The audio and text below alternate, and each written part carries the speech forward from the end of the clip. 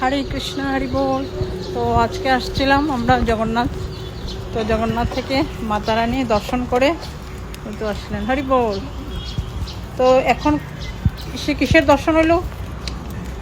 বিমলা দেবী, মা বিমলা দেবীর দর্শন করে মা পার্বতী।